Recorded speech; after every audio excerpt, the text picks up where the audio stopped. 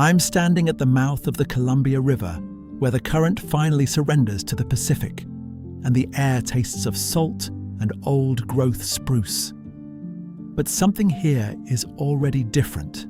The eelgrass thinner, the birds fewer, the river running warmer than it should. What is happening to this place? And what does it tell us about everything else? Stand above Astoria, not at the river's edge, but higher, where the coast range closes in behind the town. And the forest does something you don't expect. It breathes back at you.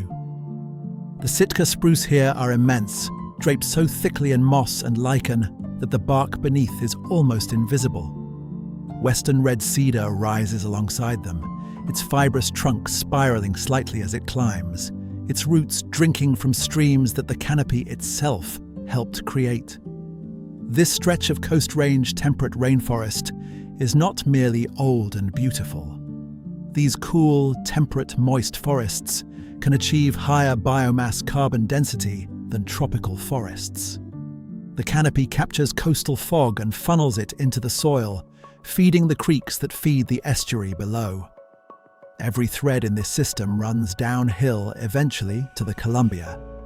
The coastal temperate rainforests of this region are among the most magnificent forests in the world in terms of productivity, stature, and biomass. And they are especially rich in epiphytes, fungi, amphibians, birds, and soil and canopy invertebrates. That richness is not incidental, it is structural. The moss on the branch feeds the stream feeds the estuary feeds the salmon, and the salmon, when they die inland after spawning, carry marine nutrients back into the forest soil. This is not a metaphor for connection. It is the literal mechanism by which the ocean and the forest exchange material.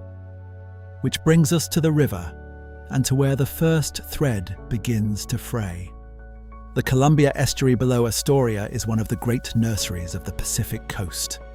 Juvenile Chinook and coho salmon shelter in eelgrass beds during the early weeks of their ocean lives, using the blades as cover from predators, feeding on the invertebrates that colonize the roots. Great blue herons work the shallows at first light. Osprey thread the air above, reading the water for movement. On a calm morning, the estuary looks as though nothing has changed in 10,000 years. But the ocean those juveniles swim into is not the ocean their parents knew.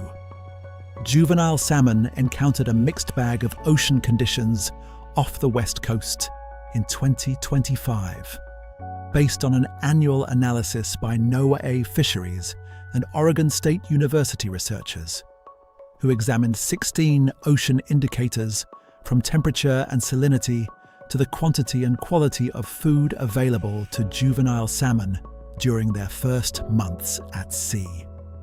What those indicators revealed was a system under stress in ways that are easy to miss if you're only watching the surface. The upwelling season started strong, favourable, even, but the upwelling winds weakened midsummer, krill were scarce, and jellyfish were abundant. Those are all signs of low productivity and poor habitat for many species, including juvenile salmon. Here is what that means at the level of a single fish. Cold water upwelling pulls nutrients from depth to the surface, seeding the blooms of tiny crustaceans, copepods, krill, that juvenile salmon depend on in their first critical weeks at sea. When upwelling weakens, that food web thins from the bottom up. Warmer conditions last winter were an indication of poor food conditions for juvenile salmon in the spring, while the prey fish that were present correlate with lower survival rates for young fish. The salmon that arrives at the estuary already stressed by warmth and then swims into an ocean short on krill is a salmon that may not make it back. Now cut from that continental current system, thousands of miles of Pacific water moving in slow, cold arcs, down to something you could hold in your hand. A single blade of eelgrass, translucent green, anchored in the estuary mud. That blade is simultaneously a nursery wall and a carbon sink, quietly sequestering carbon the way the forest above does, just underwater. And it is retreating. Warmer water temperatures and increasing ocean acidity are stressing eelgrass beds along the Oregon coast, and into the gaps left behind has come something that accelerates the damage. The European green crab, an invasive species now established along the Oregon coast, whose range has expanded northward as winters have grown milder. It tears up eelgrass root systems directly, and it outcompetes the native crabs and invertebrates that the estuary's food web depends on. What Astoria is watching, then, is not the loss of individual species one by one. It is the dissolution of the relationships between them. The forest feeds the stream. The stream feeds the estuary. The estuary feeds the salmon. The salmon feed the osprey and the heron, and eventually the forest again. Weaken any link, the upwelling, the eelgrass, the krill, and the whole web shifts. But move from the river to the open coast, and the story gets stranger still. The European green crab tearing through eelgrass beds while the salmon run thins. Which of those two threats feels more alarming to you? Drop your answer in the comments below, because out on the open coast, what's happening to the shoreline itself makes both of those look like early warnings. Stand at the headlands north of Astoria on a clear summer morning, and you understand immediately why naturalists have been drawn to this shoreline for generations. The sea stacks rise from the surf like dark sentinels, their ledges stacked with life. Common murreys packed shoulder to shoulder, pigeon guillemots threading the updrafts. And, if you know where to look, the unmistakable silhouette of a tufted puffin. Black body, white face, that improbable orange bill. This coast sits within one of the most productive cold water marine systems in the Northern Hemisphere, driven by the California current upwelling, deep, nutrient-rich water pushed to the surface by seasonal winds, seeding blooms of life that cascade upward through every tier of the food web. The puffin is where that cascade becomes visible. In 1998, Oregon's tufted puffin population stood at nearly 5,000 birds. By 2021, it had dropped to just 553. That is not a gradual drift. That is a collapse measured within a single human lifetime. Warming ocean temperatures, reduced forage fish, and altered breeding habitat are all considered likely stressors. But the mechanism underneath those stressors, the one that connects the Pacific current to a puffin chick struggling to fledge on a sea stack, runs through something almost too small to see. Pteropods. Free-swimming sea snails, each one no larger than a lentil, their shells thinner than a human fingernail.